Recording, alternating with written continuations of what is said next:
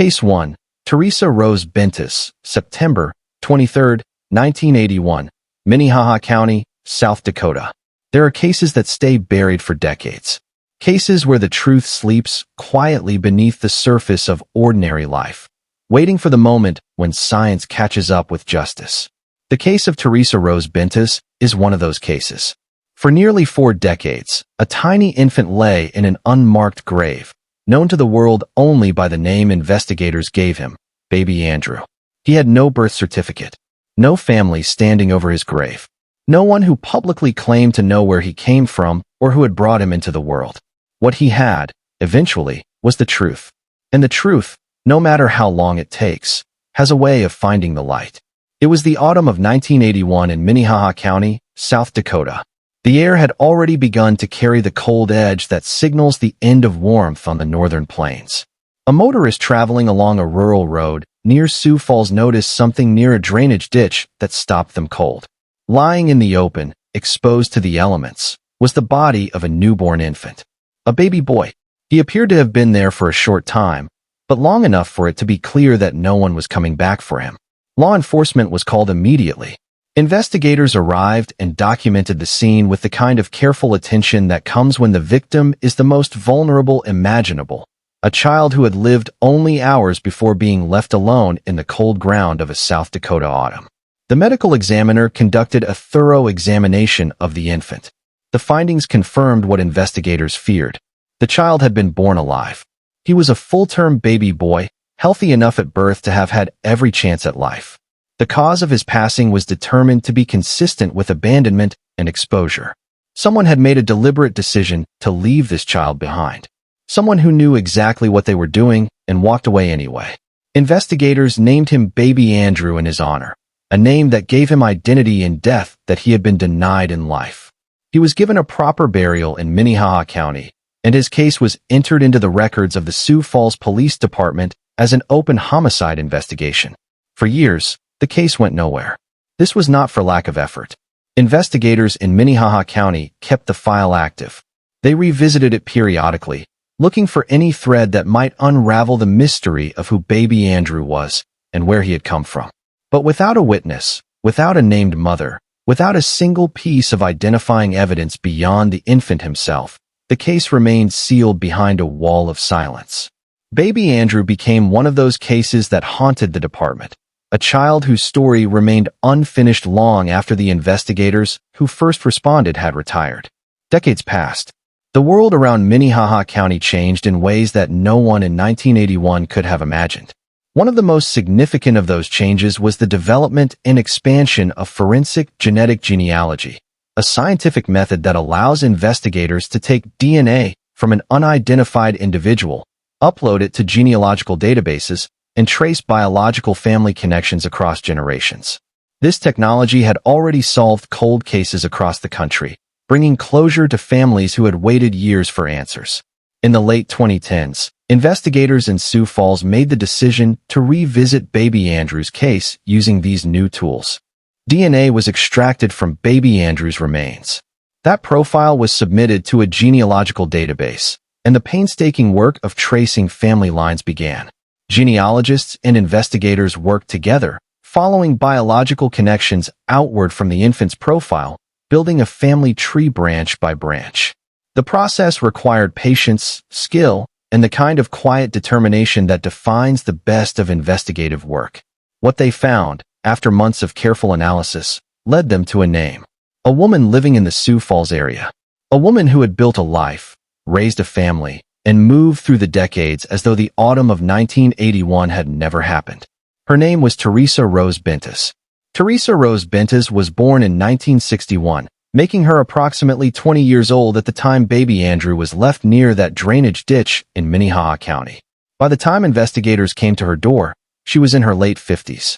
She had children. She had a life. From the outside, she appeared to be an ordinary South Dakota woman whose years had been uneventful. Investigators approached her quietly and professionally. When confronted with the DNA evidence, Bentaas did not deny it. She confirmed that she was Baby Andrew's biological mother. She acknowledged that she had given birth to the infant and that she had made the decision to leave him in that ditch in September of 1981.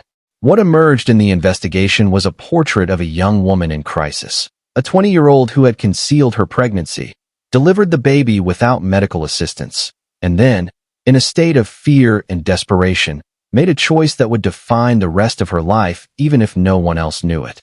Investigators and prosecutors examined the evidence carefully. The circumstances of the birth, the state of mind of a 20-year-old woman in 1981 operating without support or resources, and the nearly 4 decades that had passed since the event all factored into how the case was handled. Bentaas was charged with manslaughter in connection with baby Andrew's passing. In court, Theresa Rose Bentaas entered a guilty plea. She stood before the court in Minnehaha County and acknowledged her responsibility for what had happened to her son. The courtroom was quiet during those proceedings. There were no dramatic outbursts. There was only the weight of nearly 40 years of silence finally being broken. The judge considered all relevant factors in the case, including her age at the time, her lack of any subsequent criminal history, and the extraordinary span of time between the offense and the prosecution. Bentaas was sentenced accordingly, with the court balancing accountability with the full context of the circumstances. For the investigators who had worked the case across multiple decades, the resolution of baby Andrew's story was both a professional achievement and a deeply human moment. He had a name now, not just Andrew, but a biological identity that connected him to a real family and a real history. He had been seen, finally, by the justice system that had kept his file open all those years. The Sioux Falls community and the broader South Dakota public followed the case closely when it became public. Many expressed grief for the infant who had spent nearly 40 years in an unmarked grave. Many also reflected on what it says about the resources available to young women in crisis, and what happens when those resources are absent. Child advocacy organizations across South Dakota used the public attention surrounding this case to renew conversations about infant safe haven laws, which allow a parent in crisis to surrender a newborn safely and legally at designated locations, including hospitals and fire stations, without fear of prosecution. South Dakota's safe haven law exists precisely to prevent tragedies like the one that befell baby Andrew. Advocates urged anyone facing an unplanned or crisis pregnancy to reach out to safe haven resources, adoption agencies, or crisis support lines before making any decision that cannot be undone. Baby Andrew was laid to rest with the dignity he deserved. His case, now closed, stands as both a testament to the power of modern forensic science and a reminder that the pursuit of justice does not have an expiration date. Minnehaha County's investigators never stopped believing that he deserved answers. They were right. And in the end, after 38 years, the truth came home. If this case moved you, if it reminded you that every child deserves to be seen and protected, take a moment right now to like this video and subscribe to Cold Case Hour. There are more stories ahead that need to be told, and your support makes sure they reach the people who need to hear them. Case 2, Katrina Pauline Shangreaux, July 28, 2016, Oglala Lakota County, South Dakota, federal jurisdiction. There are moments in criminal investigations when the evidence confronts law enforcement with a level of human cruelty that is genuinely difficult to process. The case of Katrina Pauline Shangreaux presented investigators in South Dakota with exactly that kind of moment. What happened on the Pine Ridge Indian Reservation on July 28, 2016, inside a home where a 2-year-old child was supposed to be safe, reflected a depth of harm directed at an innocent toddler that federal prosecutors described as among the most serious child fatality cases they had encountered in the region. At the center of it all was a mother, and the child who did not survive was her own son. Keelan Shangreaux was 2 years old. He was small and dependent, as all toddlers are, entirely reliant on the adults in his life to provide for his safety, his comfort, and his future. He lived with his mother, Katrina Pauline Shangreaux, on the Pine Ridge Indian Reservation in what is today Oglala Lakota County, South Dakota. Because the reservation falls under federal jurisdiction, the case was investigated and prosecuted federally, which meant federal law enforcement, federal prosecutors, and federal sentencing guidelines would all play a role in what followed. The events of July 28, 2016 began, according to the evidence presented in court, with something so ordinary and so human that it is difficult to comprehend what followed from it. Keelan had an accident during the night. He wet the bed, something that 2-year-old children do routinely, without awareness or intent, as a normal part of early childhood development. But Katrina Shangreaux did not respond to this with patience or care. She responded with rage. According to her own admissions in court records, she described the child as having given her what she called a sideways look. That look, in the mind of Katrina Shangreaux on that summer night, became the justification for what she then did to her son. What followed was documented in federal court proceedings with clinical precision. Shangreaux admitted to striking the toddler with a studded belt, a belt with metal hardware along its length. She admitted to throwing the child to the ground. She admitted to kicking him in the head and in the abdomen. She admitted to biting him multiple times across his body. The injuries that Keelan sustained as a result of these actions were catastrophic. Federal investigators and medical personnel documented those injuries in detail. Emergency responders were called to the home after Keelan became unresponsive. By the time he received medical attention, the harm done to his small body was irreversible. Keelan Shangreaux, 2 years old, did not survive. Federal investigators moved quickly and methodically. The evidence was overwhelming, and much of it came from Shangreaux herself, who acknowledged what she had done. Federal prosecutors built a case that reflected the full seriousness of what had occurred. The prosecution presented the court with a thorough account of both the physical evidence and Shangreaux's own statements, constructing a record that left no ambiguity about what had happened to Keelan or about the identity of the person responsible. Katrina Pauline Shangreaux was convicted of first-degree murder in federal court. The proceedings took place in federal district court with jurisdiction over crimes committed on the Pine Ridge Indian Reservation.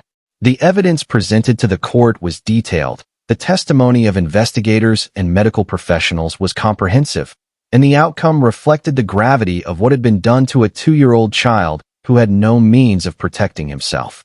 Shangreaux offered no credible defense that undermined the core facts of the case. The jury and the court were left with a clear and documented record. In July of 2018, 2 years after Keelan's passing, Katrina Pauline Shangreaux was sentenced to 40 years in federal prison. Federal sentencing carries no possibility of parole, meaning Shangreaux would be required to serve every year of that sentence. The federal judge presiding over the sentencing addressed the court with language that reflected the seriousness of the case. The sentence was among the most significant handed down in South Dakota's federal court system for a child fatality case during that period. Shangreaux was remanded to federal custody and transferred to a federal correctional facility to begin serving her term. For the Pine Ridge Indian Reservation community, the case of Keelan Shangreaux was a painful and public reckoning. Pine Ridge is a community that carries enormous historical weight, a community that has faced generations of hardship, systemic challenges, and the ongoing work of healing and preservation. The death of a child within that community at the hands of his own mother was a wound that cut deeply. Advocates within the tribal community and beyond used the public attention surrounding this case to call for greater investment in family support services, mental health resources, and child welfare infrastructure on South Dakota's reservations. Child protective advocates across the state noted that cases involving very young children and caregiver violence share certain patterns, including escalating stress in the household, absence of support networks, and a failure of intervention before a tragedy becomes irreversible. The case of Keelan Shangreaux is studied in the context of child welfare policy precisely because it illustrates what can happen when those support systems are absent or inaccessible.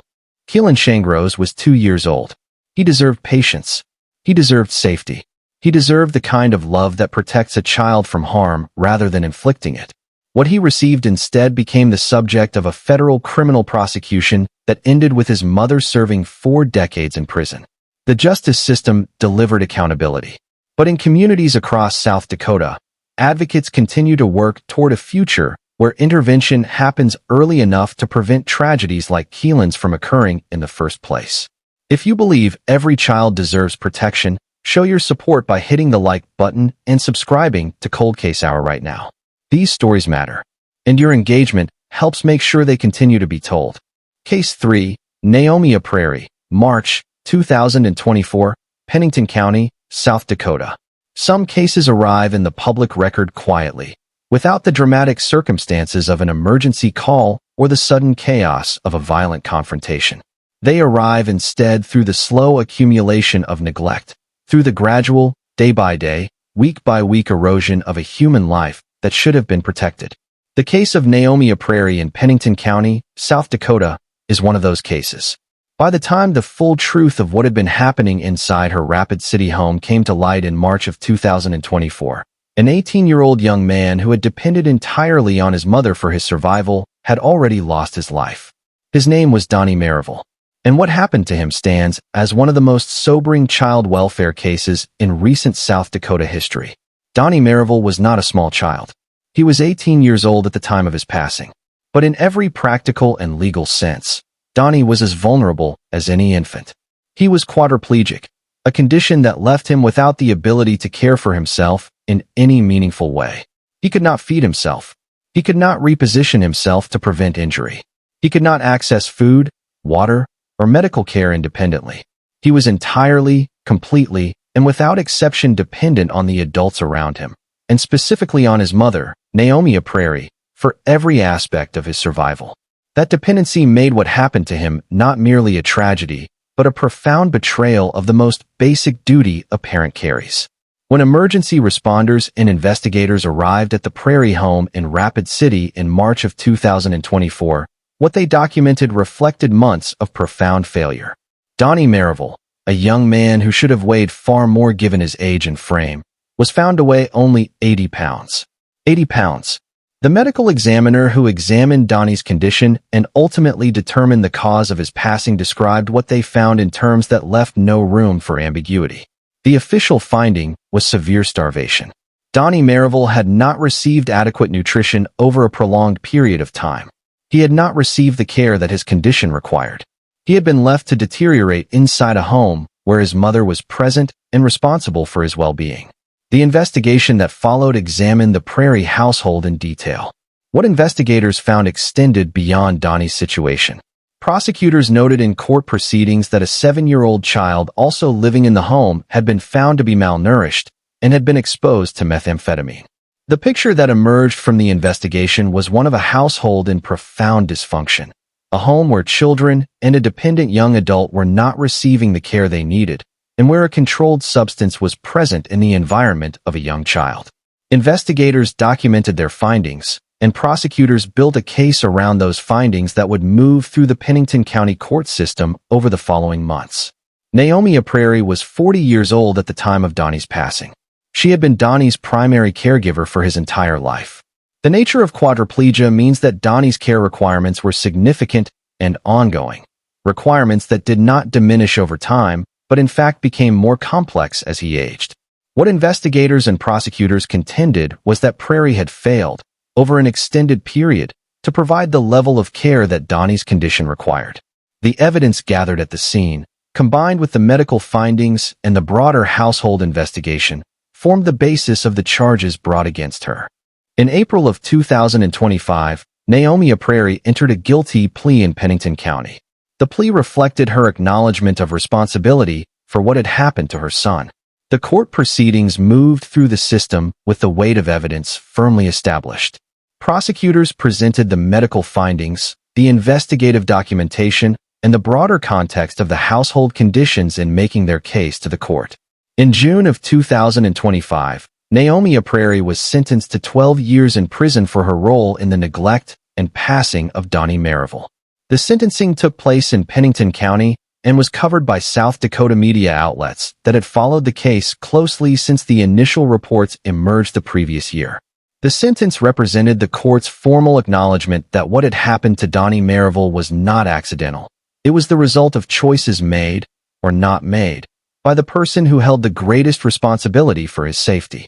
The case of Donnie Merrivale opened important conversations in South Dakota about the oversight and support systems in place for individuals with significant disabilities who live in private home settings. Disability advocates and child welfare professionals noted that cases like Donnie's, involving a dependent adult or older child who cannot self-report abuse or neglect, present unique challenges for detection and intervention. Social workers, healthcare providers, and community members who interact with families in similar situations are encouraged to remain attentive to signs of deteriorating conditions and to report concerns through appropriate channels.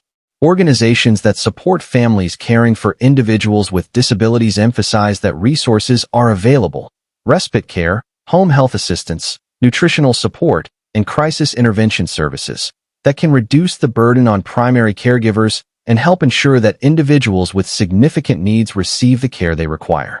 Naomia Prairie's case is, in part, a story about what happens when those resources are not accessed and when the oversight systems that exist to protect the most vulnerable members of a community fail to intervene in time. Donnie Merivale deserved to be cared for.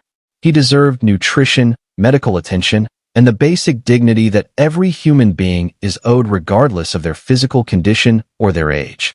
He was 18 years old, and he was entirely dependent on a system of care that failed him completely. The Pennington County court system delivered a measure of accountability. But for the advocates who work in disability support and child welfare across South Dakota, Donnie's case remains a reminder of how much more work remains to be done. If this story moved you and you believe every person, regardless of age or ability, deserves protection and dignity, please take a moment to like this video and subscribe to Cold Case Hour. Every subscription helps this channel continue bringing these important stories to the people who need to hear them. Case 4. Amanda Walder, July 14, 2021, Codington County, South Dakota. Parents make a profound decision when they choose a caregiver for their young child.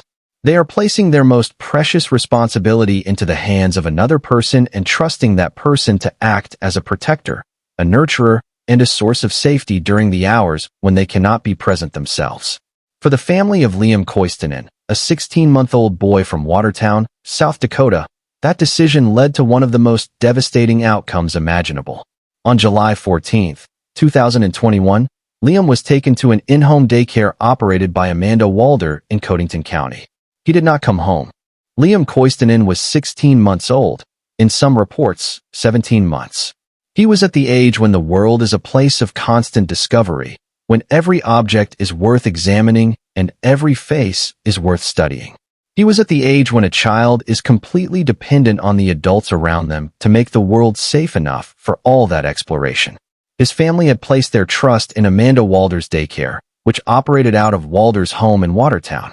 Walder presented herself as a caregiver, someone equipped and willing to provide the nurturing environment that working families need when they cannot be with their children during the day.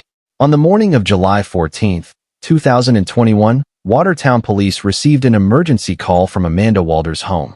The report was of an unconscious child.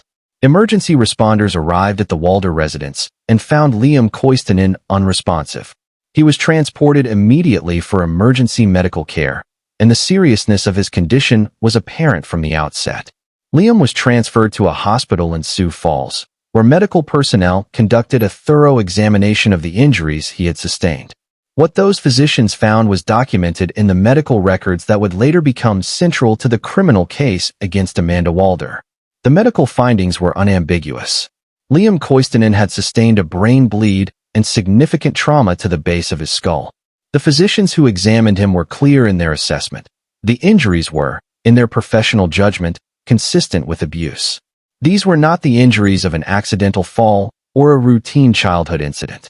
They were injuries that told a story of harm inflicted on a child who was less than a year and a half old and had no means of protecting himself or communicating what had happened to him. Liam did not recover from those injuries. He passed away later that day at the hospital in Sioux Falls. Investigators from the Watertown Police Department and Codington County launched an immediate investigation. Amanda Walder was interviewed. The scene at the daycare was processed. Medical findings were reviewed and documented. The investigative picture that assembled itself over the following days and weeks pointed in a clear direction. Walder was the only adult present with Liam when he sustained his injuries. The nature of those injuries, as described by medical professionals, was not consistent with an accident. The evidence gathered by investigators supported the conclusion that Liam's injuries had been inflicted rather than accidental. Amanda Walder was indicted by a Codington County grand jury on serious charges that reflected the full gravity of what had happened. The indictment included second-degree murder, 2 counts of first-degree manslaughter, and aggravated battery of an infant. These were not minor charges. They represented the legal system's formal assertion that what had happened to Liam Koistinen was the result of deliberate or reckless harmful conduct by the person entrusted with his care. Walder entered the Codington County court system facing the weight of those charges and the evidence that supported them. The case moved through the court system in Codington County with the careful attention that child fatality cases receive. Prosecutors presented the medical evidence, the investigative findings, and the professional assessments of the physicians who had examined Liam. The case against Walder rested heavily on the medical testimony that described his injuries as consistent with abuse, testimony that is standard in cases involving serious harm to young children who cannot describe what happened to them. The court proceedings were followed closely by the Watertown community, which was deeply shaken by the loss of a toddler who had been placed in the care of a local daycare provider. The outcome of the Walder case delivered accountability that the Koistinen family and the broader Watertown community had sought since the July morning when Liam was taken from the daycare unresponsive. The court proceedings resulted in a conviction and a sentence that reflected the seriousness of what had happened to a 16-month-old child who was supposed to be safe. Amanda Walder was held accountable by the Codington County court system for the harm done to Liam Koistinen. The case of Liam Koistinen prompted renewed discussion in South Dakota and nationally about the oversight and licensing of in-home daycare providers. Advocacy organizations that work on child safety issues noted that in-home daycares operate with different regulatory frameworks than licensed child care centers, and that greater oversight and more frequent inspections can serve as important protective measures for the children placed in those settings. Parents and advocates are encouraged to research child care providers thoroughly, ask about licensing and inspection history, and maintain open communication with their children's caregivers. Child safety advocates also emphasize the importance of knowing the signs that a child may have been harmed in a care setting. Unexplained injuries, changes in behavior, reluctance to return to a caregiver, or physical symptoms that do not match the explanation offered, and of taking those signs seriously by consulting a physician and, if necessary, contacting law enforcement or child protective services immediately. Liam Koistinen deserved to come home that July evening. He deserved to grow up, to explore the world with the curiosity that all 16-month-olds carry, and to be surrounded by the love of the family that had entrusted his care to someone they believed would keep him safe. The Codington County court system ensured that the person responsible for his passing faced the consequences of that responsibility. His story remains a powerful reminder of how important it is to protect our most vulnerable, the children who depend entirely on the adults around them to make the world a safe place. If Liam's story matters to you, please like this video and subscribe to Cold Case Hour. Your support keeps this channel going and helps ensure that stories like his are never forgotten. Case 5, Julia Lee Carter, June 22, 2020, Davison County, South Dakota. In the city of Mitchell, South Dakota, on June 22, 2020, a 5-year-old boy took his last breath inside a home where he should have been safe. He had not been in an accident. He had not fallen ill. What had happened to him was the result of deliberate physical harm inflicted by an adult in his household. An adult who then called emergency services and reported to dispatchers that the child was not breathing, as though she had discovered something unexpected rather than caused it. The woman who made that call was Julia Lee Carter, and what she had done to that 5-year-old boy in Mitchell, Davison County, South Dakota, would eventually be documented in court records and result in a prison sentence that reflected the gravity of what had occurred. Julia Lee Carter was 21 years old at the time of the incident in June of 2020. The 5-year-old boy lived in the same residence as Carter. The details of their specific relationship were part of the investigative record, and the fact that Carter was in a position of responsibility over the child was central to the prosecution's case. He was 5 years old. He was small. He was dependent on the adults in his home to provide safety and care. What he received instead on that June evening was a level of physical harm that a medical examiner would later describe in the language of forensic medicine, language that translated, in human terms, to the deliberate infliction of serious injury on a child too small and too young to defend himself. When emergency responders arrived at the Mitchell residence on June 22, 2020, following Carter's call, The child was transported immediately for emergency medical care. Physicians who examined him documented injuries to his abdomen that were serious and extensive. Despite the efforts of medical personnel, the 5-year-old boy did not survive. He passed away at the hospital, and his death was ruled a homicide by the medical examiner. The ruling meant that investigators in Davison County had a responsibility to determine exactly what had happened to him and who was responsible. Investigators interviewed Julia Lee Carter. What emerged from those interviews was a confession.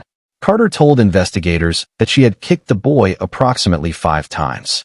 She told them that she had stomped on his abdomen.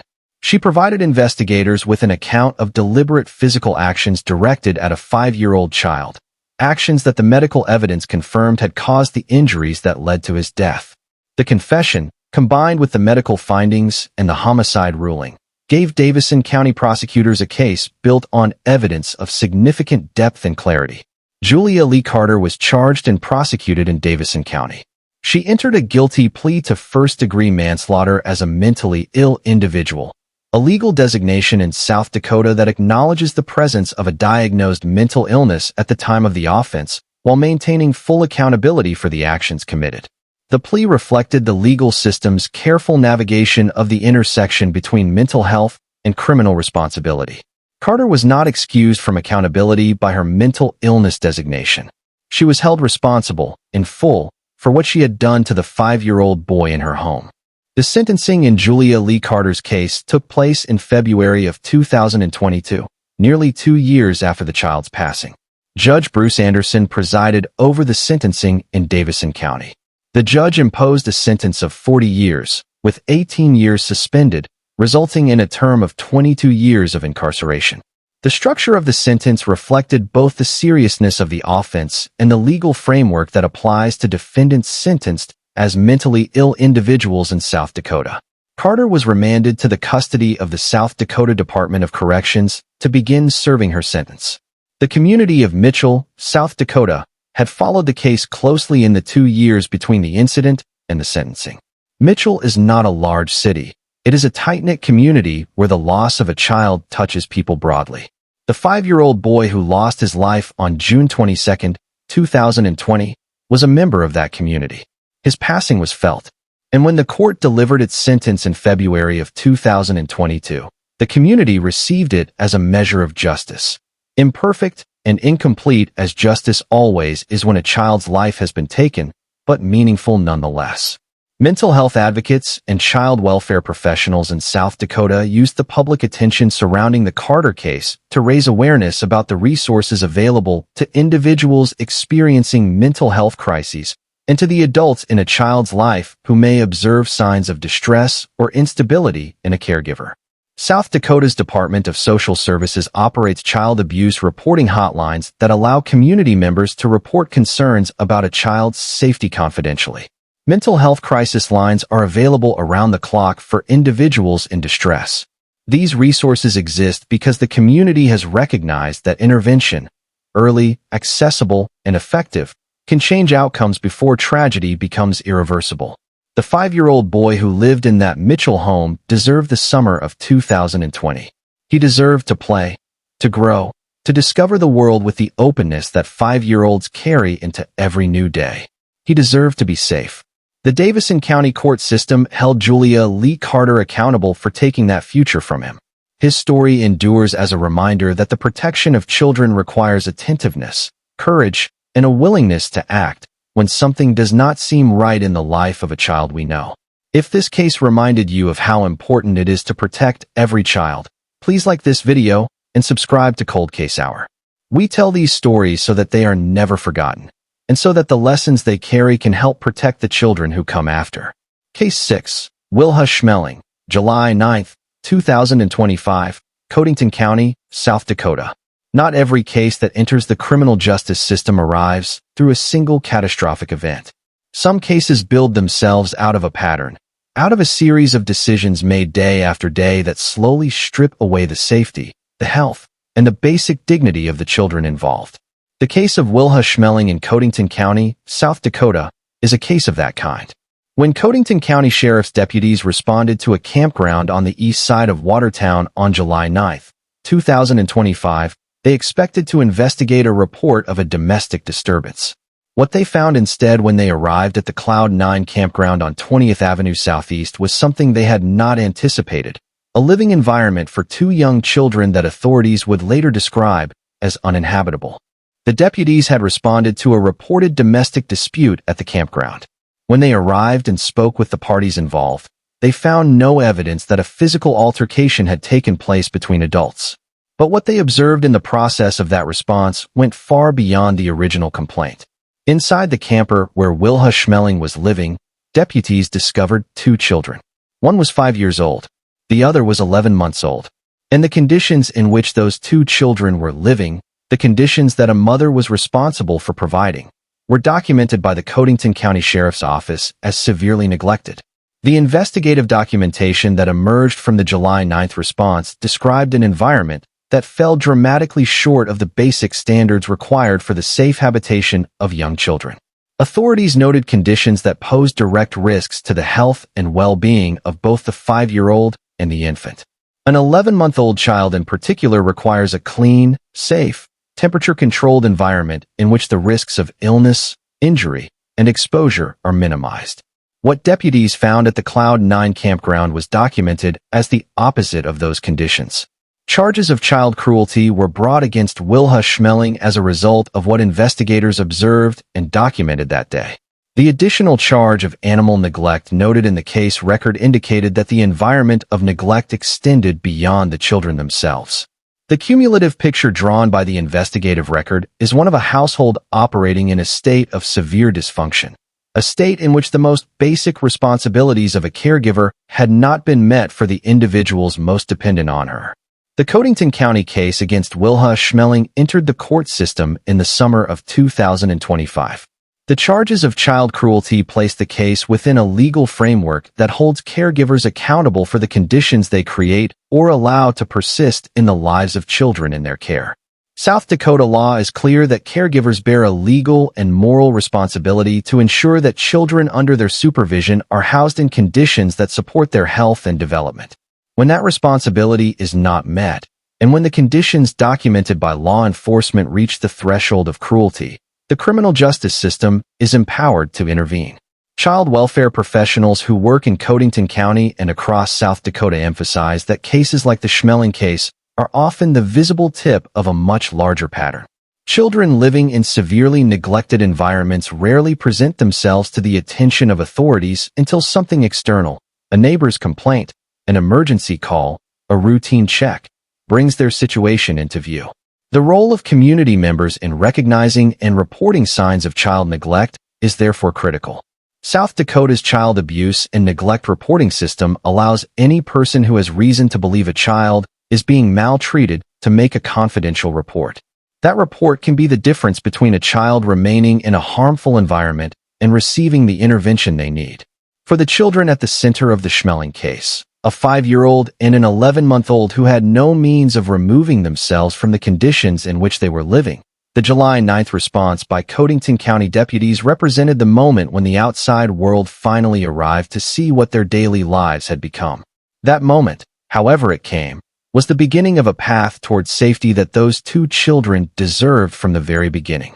The Codington County case against Wilha Schmeling stands as a reminder that child neglect, the failure to provide the basic necessities of safe housing, adequate nutrition, and a clean environment, is not a lesser category of harm. It is harm.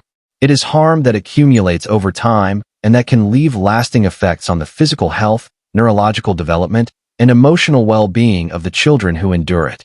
The courts of Codington County were charged with holding Schmeling accountable for the conditions those two children were found living in on July 9, 2025. If this case reminds you that child protection is a community responsibility, please like this video and subscribe to Cold Case Hour. Your support helps this channel continue to shine a light on the cases that demand our attention. Case 7. Precious Delacey Black Elk, February 7, 2021, Pennington County, South Dakota. The call came in on the night of February 7, 2021. Emergency dispatch in Pennington County received a report from a home in Box Elder, South Dakota, a community situated just east of Rapid City, nestled in the western edge of the state's most populated region. The nature of the call was enough to send responders moving quickly. A young child. Unresponsive. The details that followed when those responders arrived at the Box Elder residence would set in motion a criminal investigation that would ultimately result in one of the most significant sentencing decisions in recent Pennington County history. The child was 2 years old, and the person responsible for what had happened to that child was Precious Delacey Black Elk. When emergency responders arrived at the Box Elder home, they found the 2-year-old child in a state that demanded immediate medical intervention. The child was unresponsive and had visible injuries, bruising that investigators documented carefully as part of the evidence-gathering process that began the moment it became clear that this was not a medical emergency of natural origin. The child was transported for emergency care, but the injuries that the toddler had sustained were too severe. The 2-year-old did not survive. Medical personnel and the medical examiner who conducted the subsequent examination reached a clear finding regarding the cause of the child's passing. The death was ruled a homicide. The cause was asphyxiation. The investigation that followed the child's passing was conducted by law enforcement in Pennington County with the thoroughness that homicide investigations demand. Precious Delacey Black Elk was the adult present in the home with the child at the time the injuries were sustained. Investigators interviewed Black Elk, gathered physical evidence from the scene, and built an investigative record that ultimately supported the charges brought against her. What emerged from that investigation, and what Black Elk herself would later acknowledge in court, was a sequence of events that took place in the nighttime hours when a toddler would not go to sleep. Black Elk admitted in the course of legal proceedings that she had physically confronted the child using her hand and a bed frame because the toddler would not sleep. A 2-year-old child who would not sleep. That was the context in which the harm was inflicted. And then, in what investigators described and what Black Elk acknowledged, she wrapped the child's head in a blanket. The combination of physical harm and the subsequent restriction of the child's airway produced the conditions that the medical examiner identified as the cause of the toddler's passing. The investigation, the medical findings, and Black Elk's own admissions formed a complete and damning record. Precious Delacey Black Elk entered a plea of guilty but mentally ill to the charge of first-degree manslaughter in Pennington County. The guilty but mentally ill designation in South Dakota law acknowledges that a defendant was suffering from a mental illness at the time of the offense, while preserving full criminal accountability and the full application of sentencing guidelines. Black Elk was not excused from responsibility by the mental illness finding. She was held accountable in full, and the court was charged with imposing a sentence that reflected both the nature of the offense and the framework established by South Dakota law. Judge Jeffrey Connolly presided over the sentencing in Pennington County. In addressing the court at sentencing, Judge Connolly described the actions that had led to the child's death using language that reflected the gravity of what had occurred. He described the conduct as horrendous. It was a word chosen carefully by a judge who had presided over the full record of the case, who had heard the evidence, reviewed the investigative findings, and considered the medical conclusions that established exactly what had been done to a 2-year-old child who could not protect himself. Judge Connolly imposed a sentence of 60 years in the South Dakota state prison system. Precious Delacey Black Elk was remanded to the custody of the State Department of Corrections to serve that sentence. The 60-year sentence imposed in the Black Elk case was one of the most significant handed down in a child fatality case in Pennington County in recent years. It reflected the court's determination that the actions that led to the death of a 2-year-old child warranted the full weight of the justice system's response. The Box Elder community, the broader Rapid City area, and advocates across South Dakota followed the case and the sentencing with the close attention that cases involving the youngest and most vulnerable victims inevitably attract. Child welfare advocates and mental health professionals in South Dakota used the public attention surrounding the Black Elk case to discuss the resources available to caregivers who find themselves in moments of crisis, moments when the stress of caring for a young child escalates to a point that feels overwhelming. Crisis intervention resources, respite care services, and mental health support lines exist precisely to provide a path through those moments that does not end in tragedy. The National Parent Helpline, available at 1-855-427-2255, offers support to parents in crisis around the clock. The 2-year-old child at the center of this case deserved to grow up. A child who would not sleep is a child in need of patience, comfort, and the gentle reassurance that a caregiver provides in the dark hours of the night. What that child received instead became the subject of a Pennington County criminal proceeding that ended with a 60-year prison sentence and a permanent record of accountability in the South Dakota court system. Please like this video and subscribe to Cold Case Hour if you believe that every child deserves to be safe, especially in the quiet hours when no one else is watching. These stories are told so that they are never forgotten. Case 8. Renee Dawn Skoglund. March 8, 2023. Hillsborough County, Florida, South Dakota resident. There are cases in the true crime documentary landscape that do not follow the conventional path of physical harm to a child or to a vulnerable member of a household. There are cases, instead, that illuminate a different category of moral failure, one that involves deception, the misuse of law enforcement resources, and a willingness to construct an elaborate false narrative at the expense of public safety and the integrity of the justice system. The case of Renee Dawn Skoglund, a 30-year-old woman from South Dakota, is one of those cases.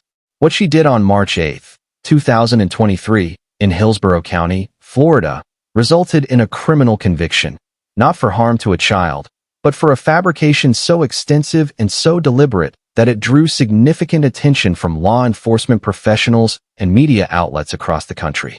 Renee Dawn Skoglund was living in South Dakota and had traveled to Florida when the events that led to her arrest occurred. On March 8, 2023, Skoglund contacted the Hillsborough County Sheriff's Office, the law enforcement agency serving the Tampa, Florida area, with a report that she described as a sexual battery. She told investigators that she had been driving along Interstate 75 in Florida when her vehicle had car trouble that forced her to stop. She told them that while stopped along the roadside, she had been approached by an unknown individual. She described being blindfolded, bound with rope, and subjected to a violent attack inside her rental vehicle. It was a detailed account, delivered to law enforcement with a level of specificity that suggested a genuine crime had occurred. The Hillsborough County Sheriff's Office took the report seriously, as law enforcement is trained to do when a person presents with allegations of this nature. Investigators began the process of collecting evidence, reviewing surveillance footage, canvassing the area along Interstate 75, and conducting interviews aimed at identifying the unknown suspect Skoglund described. These investigative efforts consumed significant law enforcement resources, time, personnel, and the kind of focused attention that a reported violent crime demands. Investigators approached the case with professionalism and thoroughness. What the investigation revealed, over the course of its work, was that the account Skoglund had provided did not hold up. The evidence that investigators gathered, surveillance footage, forensic analysis, inconsistencies in Skoglund's account as it was examined under investigative scrutiny, pointed away from the story she had told and toward a very different explanation. When confronted with the weight of that evidence, the truth of what had actually brought Skoglund to the roadside of Interstate 75 began to emerge. What investigators determined was that Skoglund had fabricated the assault report. The purpose of the fabrication, according to the investigative findings, was to provide cover for an extramarital affair. The deliberate filing of a false police report, particularly one alleging a serious violent crime, is treated seriously by law enforcement and the courts for reasons that extend far beyond the inconvenience of wasted investigative resources. False reports of violent crime cause real and measurable harm. They divert law enforcement attention from actual crimes being committed. They erode public trust in the reporting process. They cause distress and stigma in communities where residents fear an active predator who does not exist. And they represent a fundamental betrayal of the systems that the community depends on for safety. For all of these reasons, Hillsborough County prosecutors moved forward with criminal charges against Renee Dawn Skoglund. Skoglund was arrested and faced charges in connection with her false report to the Hillsborough County Sheriff's Office. The case moved through the Florida court system, and the outcome resulted in a conviction. The proceedings documented the investigation, the evidence that contradicted Skoglund's account, and the determination that her report had been deliberately fabricated. Skoglund, a South Dakota resident, faced the legal consequences of her actions in the Florida jurisdiction where those actions had occurred. The Skoglund case attracted attention that extended beyond the specific legal outcome. It was covered by media in Florida and in South Dakota, where her identity as a state resident connected the story to the community she came from. The case prompted discussion among victim advocates about the ways in which false reports, while statistically rare, create significant challenges for the credibility of genuine victims who come forward to report crimes. Advocates emphasize that the overwhelming majority of people who report crimes are telling the truth, and that the small number of false reports should not be used to cast doubt on genuine victims. At the same time, the case illustrates the serious legal and social consequences that follow when the reporting process is deliberately abused. For the investigators of the Hillsborough County Sheriff's Office who had committed their professional attention to pursuing a predator who did not exist, the resolution of the Skoglund case brought a measure of closure and a reminder of why the careful, evidence-based approach to investigation is so essential. The evidence told the truth, even when Renee Dawn Skoglund did not. If this case gave you something to think about regarding the integrity of our justice system, please like this video and subscribe to Cold Case Hour. Every case we cover is a reminder of how much depends on truth, accountability, and the courage to seek both. Case 9, Patricia and Wick, April 2024, Foster County, North Dakota.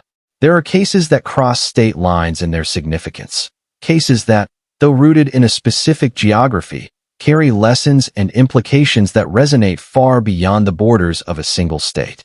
The case of Patricia and Wick is one of those cases.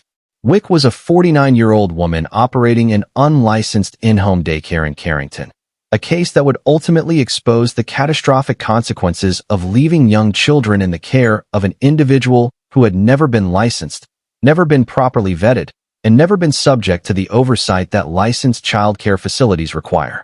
In April of 2024, Wick was sentenced to 20 years in prison for the death of a 5-month-old infant and the abuse of a 6-year-old child in her care. The nature of Wick's operation made it both accessible and invisible. Unlicensed in-home daycare providers frequently offer lower costs and more flexible hours than licensed facilities, making them attractive to families navigating the significant financial and logistical challenges of childcare. But the absence of licensing also means the absence of the inspections, background checks, training requirements, and accountability mechanisms that licensing systems are designed to provide. Wick had positioned herself as a caregiver without ever having demonstrated to any regulatory body that she was qualified to hold that role. The infant who passed away in Wick's care was 5 months old. A 5-month-old child is among the most physically fragile human beings in existence. A child whose entire world is the small space of the caregiver's hands, arms, and immediate environment. The investigation into the child's passing documented what had occurred in Wick's home and resulted in murder charges that prosecutors pursued to conviction. The 6-year-old child in Wick's care, whose abuse was also part of the criminal record, survived, but carried the effects of what had been done to them in a setting that was supposed to be a place of safety. Patricia and Wick's sentencing to 20 years in prison in April of 2024 represented the culmination of a prosecution that exposed the serious risks associated with unlicensed childcare operations. Child safety advocates across the region, including professionals in South Dakota who follow childcare policy closely, noted that the Wick case underscored the importance of verifying the licensing status of any childcare provider before placing a child in their care. State childcare licensing databases are publicly accessible, and advocates strongly encourage families to check those databases and ask providers directly for documentation of their license status. The case also prompted renewed calls for stronger enforcement mechanisms around unlicensed childcare operations, tools that would allow regulatory agencies and law enforcement to identify and address these situations before a tragedy occurs rather than after. The 5-month-old infant who passed away in Patricia and Wick's care never had the opportunity to demonstrate the licensing gap that cost them their life. But the legal record of what happened in that unlicensed daycare has become a permanent part of the case for stronger childcare oversight in every state where families rely on caregivers to keep their children safe. The 20-year sentence imposed on Patricia and Wick reflected the court's determination that what had occurred in her unlicensed daycare was not a tragic accident, but a serious crime, one that demanded a serious response from the justice system. For the family of the 5-month-old infant, No sentence could undo the loss they had suffered. But the accountability delivered by the court stood as the justice system's formal acknowledgement that their child's life mattered and that the person responsible would face the full consequences of what she had done.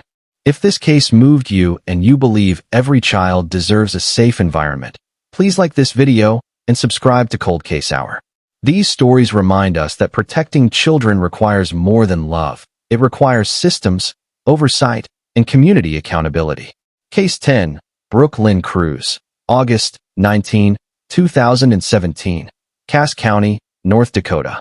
There are criminal cases that shock communities. There are cases that disturb investigators with years of experience. And then there are cases that exist in a category of their own.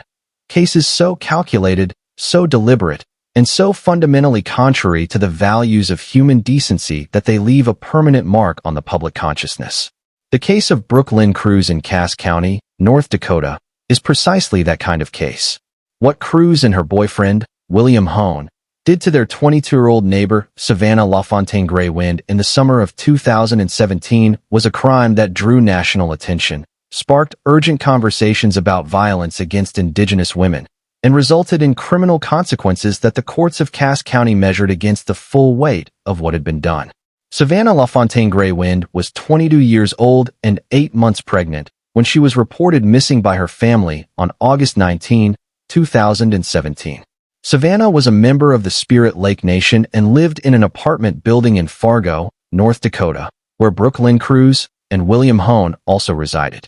Her family's report to law enforcement set in motion a search that drew community volunteers, law enforcement resources, and eventually the attention of national media outlets covering the story of a young Indigenous woman who had vanished just weeks before the birth of her child.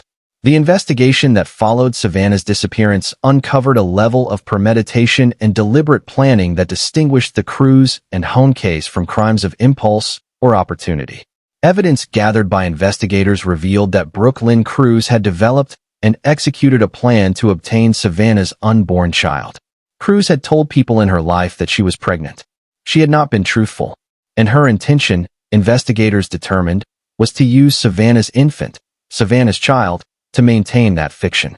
What Cruz and Hone did to Savannah LaFontaine Gray-Wind in order to carry out that plan was the subject of criminal charges, a trial, and eventually a sentencing that reflected the deliberate and premeditated nature of the conspiracy. Savannah's body was discovered in the Red River on August 23, 2017, 4 days after she was reported missing. Her infant daughter, Haley Jo, was found alive in the Cruz and Hone apartment, a discovery that confirmed investigators' worst fears about what had happened and provided critical evidence that advanced the criminal case against both defendants. The recovery of Haley Jo alive was a moment of profound relief in the midst of an investigation defined by grief and horror. The infant was reunited with Savannah's family, who had lost Savannah but who would raise her daughter as the precious continuation of her legacy. Brooke Lynn Cruz was charged with murder and criminal conspiracy in connection with Savannah's death. The trial that followed in Cass County presented the evidence of planning and deliberate action that investigators had assembled over the course of their investigation. Cruz was convicted and, in February of 2018, was sentenced to life in prison without the possibility of parole. William Hone was separately convicted and sentenced to his own significant term of incarceration. The sentences reflected the court's determination that the crime against Savannah LaFontaine Gray-Wind was among the most serious categories of premeditated criminal conduct. The case of Savannah LaFontaine Gray-Wind became a national focal point in conversations about missing and murdered Indigenous women, a crisis that advocates had been working to bring to public attention for years before Savannah's disappearance made it impossible to ignore. In 2020, the United States Congress passed Savannah's Act, named in her honor, which directed the Department of Justice to develop and implement guidelines to address the crisis of missing and murdered Indigenous people. Savannah LaFontaine Gray-Wind, in her passing, became a name that changed law. Her daughter Haley Jo carries forward a legacy that her mother did not live to build herself. For the Fargo community, for the Spirit Lake Nation, and for advocates across the country who work on behalf of Indigenous women and families, the Cruz case represents both a profound tragedy and a turning point. The accountability delivered by the Cass County court system, Life without parole for Brooke Lynn Cruz was the justice system's answer to a crime that had taken a 22-year-old woman's life in the most deliberate and calculated of ways. It was not enough to restore what had been lost. It never can be. But it was the full measure of what the law allows, and it was delivered in Savannah's name. If Savannah's story moved you, if her name deserves to be remembered, please take a moment to like this video and subscribe to Cold Case Hour. Share this video with someone who needs to hear it. Every view, every like, every subscription is a way of saying that we remember these victims, and that we refuse to let their stories be forgotten. And if you or someone you know is in crisis, or if you have concerns about the safety of a child, please reach out. The Child Help National Child Abuse Hotline is available 24 hours a day, 7 days a week, at 1-800-422-4453. You do not have to face it alone, and a child in danger does not have to wait. Thank you for watching Cold Case Hour. If you made it to the end of this documentary, you are exactly the kind of viewer this channel exists for. Hit that subscribe button. Leave a comment below with your thoughts, and we will see you in the next one. This documentary examines real criminal cases drawn from public court records and verified journalistic sources for educational and documentary purposes. The content is presented with respect for all victims and their families. Cold Case Hour is committed to responsible, accurate, and dignified true crime journalism.